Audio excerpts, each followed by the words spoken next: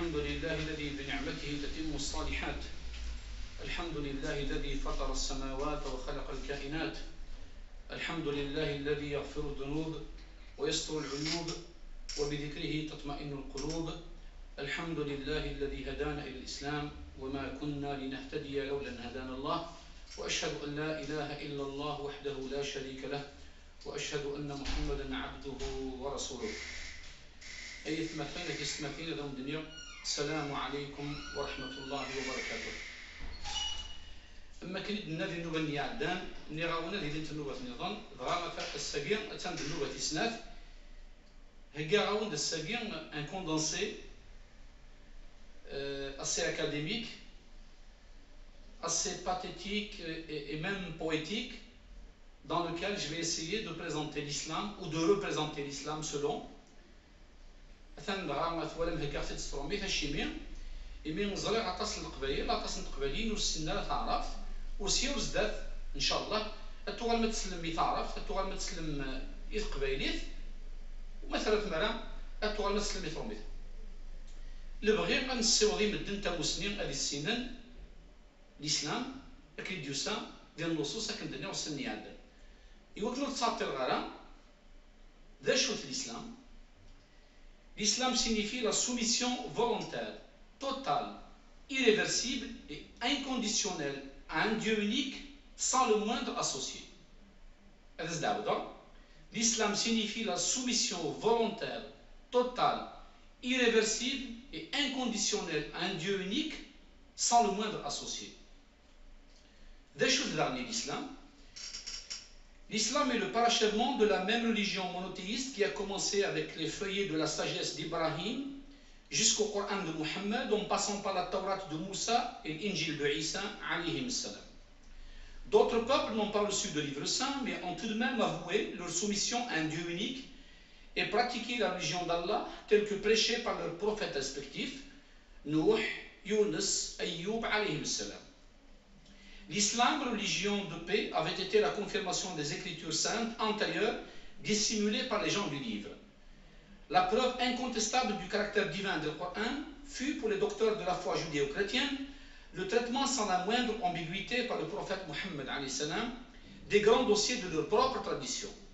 Tour à tour, ils discouraient sur le périple du prophète Ibrahim et son premier mariage avec Sarah, mère de Ishaq, et le sien tardif avec Hajar, mère d'Ismaïl, et leur abandon tous les deux au cœur du désert d'Arabie, sur la grossesse miraculeuse de Sarah et la naissance d'Ishaq, sur l'exode du prophète Moussa avec le peuple d'Israël, sur le royaume inégalable du prophète Sulayman et de son emprise sur le royaume des djinns, sur les victoires du prophète Daoud sur Jalut, sur les naissances tout aussi miraculeuses de Yahya, fils de Zakaria, et de Isa, fils de Maryam, alayhim salam, et sur l'histoire des 7 princes byzantins admirablement relatés par la sourate Kahf, etc. Contrairement aux païens arabes qualifiés par le texte du Coran de peuple de la Jahiliya, les juifs et les chrétiens reconnurent très tôt la prophétie de Mohammed, d'ailleurs préannoncée par l'Injil, mais l'avaient dissimulée, voire reniée, en raison de la non-appartenance du dernier prophète à l'une des 12 tribus israélites, soi-disant seule digne de perpétuer la tradition prophétique, prétendait-il. Le prophète Mohammed prêcha la parole d'Allah pendant 23 ans. Et s'il réussit à convertir l'ensemble des populations de la péninsule arabe, seuls quelques chrétiens et encore moins de juifs intégrèrent la religion juste. L'islam, religion de savoir et de sagesse, n'est pas administré par une autorité hiérarchisée susceptible de créer un système de classe à l'opposé du clergé de l'Église. Il n'existe aucun brevet de la foi, ni de dépositaire de la religion musulmane, ce qui garantit l'intimité du simple croyant et la liberté pour lui de prier, voire de prêcher lorsqu'il est dévoué et compétent. La quête permanente du savoir, et la tolérance étant deux vertus cardinales de l'islam, il est toujours possible d'en engager une seule renaissance, à condition de mettre en pratique, entre autres impératifs, un enseignement de qualité à même de former le personnel capable de perpétuer ces préceptes valorisants, valables par tous les temps, et même en avance sur le temps, loin de toute forme de manipulation tendancieuse. De nature complémentaire et de caractère explicatif et détaillant par rapport au texte du Coran, si elle venait à être observée dans son optique émancipatrice, étudiée en priorité dans son aspect pratique, c'est-à-dire dans le traitement des problèmes temporels, organisation de la société, la sunna, traduction de tout acte ou parole du prophète Mohammed en temps de paix ou de guerre, en état de sérieux ou de plaisanterie, aiderait certes à une meilleure compréhension de l'islam. Islam et civilisation. S'il nous était permis d'examiner l'histoire de l'humanité à la lumière de la croyance en Allah et au jour de la rencontre inéluctable de lui, nous découvririons un monde semblable à un homme plus souvent ivre qu'éveillé, ou à un fiévreux délirant et dont la conscience a été estompée par la douleur. La connaissance peut-elle être d'une quelconque utilité lorsque l'enthousiasme lui impose son dictat? Qu'est-il advenu des civilisations d'Égypte, de Grèce, d'Inde, de Chine, de Perse et de Rome? On ne s'interroge pas sur le devenir du point de vue politique ou militaire, mais bien sur les points de vue de l'esprit et des sentiments. Le matérialisme les a annihilés et engloutis. L'homme qui a été destiné par Allah pour assurer la lieutenance sur la terre est devenu l'esclave du désir abyssal et tout aussi éphémère. L'irréligiosité est une humiliation interne, au même titre qu'un mélancolique contamine son entourage, et un trouillard suspecte l'ombre d'un fantôme, l'incrédule impose à son entourage immédiat la stupidité de ses penchants. Il sacralise au gré de son enthousiasme ce qui lui plaît parmi les dogmes, concepts et philosophies. Allah, l'omniscient, l'omnipotent, l'omniprésent, n'a cessé de se présenter à l'humanité à travers les prophètes lourdement investis de la mission éreintante de montrer le chemin de la rectitude. Imprégnés de la foi, gavés d'humilité et armés de patience, ils ont laissé courir la parole divine dans les contrées. Aujourd'hui, si leurs esprits ne fréquentent plus notre existence, ils sont présents à travers les tables et écritures qui leur ont été révélées. Combien de temps l'existence a-t-elle écorché avant que ne vienne Muhammad alayhi salam?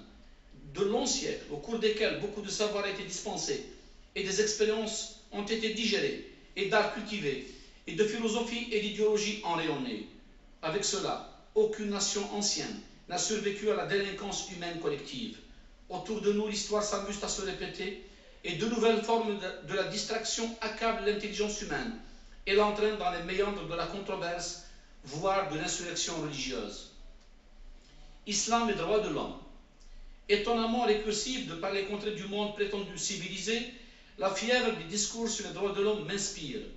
Mieux que toute autre philosophie de conception humaine insatisfaisante, Allah, le plus juste des justiciers, a établi pour l'homme qu'il a créé et qu'il éprouve malgré lui les droits qui lui conviennent dans leur juste limite et proportion. Pourtant, de façon sournoise et pernicieuse, les idéologies imposent à lui une concurrence impudente et à laquelle peu de conscience prête attention. Islam et conditions féminines. La femme, emblème du magnétisme ravissant, faisant chavirer l'esprit de l'homme, qui s'en va obstinément démystifier une relation tantôt apaisante, tantôt exaspérante, ou tout au moins conflictuelle, avec celle qui est née de sa propre côte au commencement de toute chose. En vérité, l'homme n'a jamais pu résister au désir de saisir l'image évanescente, de pénétrer la silhouette fugace d'une compagne dont la force réside paradoxalement dans l'étalage de ses faiblesses, et de soumettre la splendeur de ses attributs à la voracité de ses désirs à lui, sans cesse revisités. Il n'y parviendra vraisemblablement jamais, cette silhouette étant peut-être la sienne. Pour certains, la femme est l'avenir de l'homme, pour d'autres elle est sa moitié. Chacun selon sa philosophie et quand bien même selon son état d'âme, lui attribue le statut qui convient le mieux à son image d'elle qui le hante ou à son style qui l'enchante et qu'il préfère d'elle. En fonction de la nature de leur relation, selon qu'elle lui soit étrangère ou familière, et du rôle qu'il voudrait lui faire jouer, variablement selon les conjonctures, l'homme se décide à accorder à la femme une identité. Pour certains, elle représente le tout début, pour d'autres, elle détermine la fin. Pour certains, elle symbolise le paradis, pour d'autres, elle incarne l'enfer. Pour la majorité enfin, elle conditionne les deux à la fois. L'histoire de l'humanité, en grande partie relatée par les livres saints et le reste par la mémoire collective des hommes et des femmes de tous les temps, n'a pu s'affranchir de la dénonciation de l'inégalité des chances lors des luttes, d'abord pour l'affirmation de soi et ensuite pour l'assise de la suprématie entre l'homme et la femme. Les stigmates du combat de la femme à travers les siècles pour la reconnaissance de la supériorité de son être ont copieusement jalonné l'histoire selon qu'elle fut victorieuse ou vaincue. Ce combat contre d'une part une organisation sociale belliqueuse et intransigeante où l'homme est possessif à la limite de l'obsession et d'autre part contre un ordre religieux ancien par endroits colmaté et par d'autres falsifié a été de ce fait déloyal. Contre toute l'égalité, les hommes injustes assimilèrent la femme à l'objet de jouissance le plus fragile et le plus précieux. Cette situation ne l'a pas quittée jusqu'à l'avènement de l'islam qui fixa définitivement pour elle le meilleur des statuts, celui de l'égal de l'homme, à bien des égards. L'incapacité de faire la lecture objective des préceptes émancipateurs de l'islam, ainsi que l'absence d'une stratégie socio-religieuse dans la construction de la société référentielle, menace de dissoudre le modèle éducationnel islamique dans le modèle occidental libéral, attractif dans la forme, libidineux dans le fond. Aujourd'hui que la civilisation occidentale vient rappeler que la jeune femme a le droit à l'instruction, il lui est permis de fréquenter une école de plus en plus libérale dont l'esprit heurte son éducation première qui consacre la morale avant le savoir. Ou bien, sous prétexte que la femme nubile a le droit de choisir un partenaire pour la vie, elle a été poussée à la déliquescence morale et à la délinquance spirituelle. Sinon, que signifie le refus de la femme d'exercer le culte aussi pieusement que son semblable l'homme, alors qu'ils sont égaux devant ce devoir et qu'ils ont reçu les mêmes atouts pour bien y parvenir? Beaucoup de distraits et de distraites ont sciemment interprété les disparités entre l'homme et la femme préconisées par l'islam par la ségrégation sexuelle. N'en déplaise à ses détracteurs, Allah a défini les garde-fous qui ne conviennent pas à la femme de transcender seulement par miséricorde. Il est le parfait sachant de ses limites et surtout de ses faiblesses. Que la femme distraite se précipite à décrier la disparité parce qu'elle apprécie négativement la prépondérance des domaines de sa prédilection et qu'elle sous-estime l'importance du rôle essentiel qui lui est affecté, c'est sans doute légitime. Mais lorsque c'est l'homme injuste qui lui suggère de remettre en cause l'ordre naturel de ses attributs, il prépare manifestement quelque chose de malsain dans son esprit et il prévoit pour la femme autre chose que la bienveillance. Les fronts de combat qui ont été ouverts devant l'engagement démesuré de la femme sont les endroits d'effort au-delà de ses limites naturelles. Et même si elle se surpasse quelquefois à relever le défi pour rivaliser avec l'homme, elle ne peut s'épargner de faillir ailleurs, c'est-à-dire là où il aurait fallu qu'elle réussisse le mieux en priorité. Lorsqu'elle aura obtenu le droit généralisé et irréversible à l'instruction et à la culture constructive, lorsqu'elle aura fait valoir le droit à l'assistance de l'homme aux divers endroits de ses insuffisances à l'écart de la prétention et déposé le fardeau des attributs qui lui ont été insidieusement apprêtés pour faciliter sa manipulation, lorsqu'elle aura appris à apprécier la supériorité de ses qualités d'exception et qu'elle assume leur mise en œuvre sans égoïsme, lorsqu'elle sera convaincue qu'il lui incombe d'observer les limites d'Allah pour défendre légitimement sa souveraineté et préserver sa dignité, et lorsqu'elle se sera librement assurée de sa véritable mission auprès de l'homme, la femme musulmane aura recouvré ses droits avec les honneurs. Sinon, toutes les fois qu'elle se hasardera à chasser hors de son territoire, elle exposera ses autres formes de faiblesse à l'exploitation par l'homme injuste, incapable de réprimer les impulsions de la bestialité qui séjourne dans son sein. Il y a aussi l'homme juste, qui porte très haut la revendication auprès de la femme pour que justice lui soit rendue, parce qu'il a également sur elle des droits et qu'elle est en certains endroits irremplaçable, car le bonheur poursuivi par l'être humain et a priori inaccessible devient une réalité à travers le respect rigoureux des prérogatives naturelles de tout un chacun. Je n'inventerai rien en rappelant à la femme qu'elle a les capacités suffisantes à la repositionner sur l'échelle de valeurs réelles et à lui faire jouer le rôle pour lequel elle est présente sur terre auprès de l'homme. La femme est dotée du privilège de participer à l'avènement de la vie par la faculté de l'enfantement, et c'est là un attribut qui doit suffire à lui procurer la plus grande fierté. La femme mère est capable d'assurer l'épanouissement complet et la réussite de l'élément essentiel de la société, c'est-à-dire l'enfant, en se consacrant à lui donner une éducation de base vertueuse. La femme mère n'est-elle pas la première école de l'homme? L'affectivité abondante et l'endurance sont chez la femme deux spécificités naturelles suffisantes à la réalisation du bonheur de l'homme, pour peu qu'elle daigne s'en convaincre et s'y consacrer. La femme reste le recours infaillible et incontournable à tout moment au secours de l'homme continuellement agité. Et lorsqu'au bord de la capitulation, il réclame sa confiance, et en lui accordant cela, elle lui permet de s'apaiser. Et un homme apaisé est assurément capable de réussir à la grande faveur de la femme elle-même. Enfin, lorsque par injustice ou par inadvertance, il plaît à la femme de squatter le territoire de l'homme, elle commet une triple faute. Elle est démissionnaire de ses prérogatives originelles, elle instaure une concurrence déloyale, elle s'expose à l'éreintement en même temps qu'elle exacerbe l'homme, qui à chaque fois qu'elle s'essouffle se précipite à elle pour lui manifester les meilleures attentions. Ne serait-il pas meilleur pour la femme de cesser de réclamer inutilement le statut de majeure et de prendre en charge sa propre condition en se hissant justement au niveau de l'homme par l'excellence de sa foi et la virtuosité de ses œuvres? L'acharnement sur le bonheur humain, fragilisé par la traversée du désert spirituel, participe véritablement du plan d'abrutissement des peuples au bénéfice inavoué des lobbies les plus puissants et les plus influents. Dans nos pays de l'autre désert culturel, les dégâts occasionnés par les chants des sirènes pour une vie meilleure sont tout simplement innombrables, et nous assistons impuissants, parce que non écoutés, à l'hallucination dangereuse de la conscience, seul garant du discernement. Le rejet systématique des valeurs authentiques anciennes et le souci incongru de ressembler à l'autre au prix de n'importe quel sacrifice ont favorisé une irréligiosité et une acculturation massive et tendent à annihiler tout effort de reconstruction socio-religieuse durable. Pire encore, la cohésion sociale est devenue la première victime et s'effondrent progressivement les derniers remparts de l'édifice social de base, c'est-à-dire la famille. La sagesse est l'apanage de ceux qui ont la foi. L'islam à l'avant-garde de l'émancipation a dès son avènement accordé la plus grande importance à la condition féminine, puisqu'une sourate entière du Coran lui a été réservée, An-Nisa. L'islam consacre à la femme le droit à l'enseignement, au consentement en mariage, à la fréquentation de la mosquée, même de nuit, à une part de l'héritage, et la liberté de sa gestion, etc. C'est vous dire, femmes, que l'islam est à découvrir à travers les textes et non par les comportements. Le salut de l'humanité. À cette époque, proche de la révélation coranique, les peuples de la terre allaient sans guidance, polythéisme et zoroastrisme polluaient de mœurs et coutumes, le doute régnait sur le royaume de la conscience, l'hégémonisme des puissants pesait trop lourd sur la condition des humbles, tandis que les gens du livre, juifs et chrétiens, piaffaient dans l'expectative de la bonne nouvelle annoncée par Isa, fils de la Vierge Maryam, alayhi salam.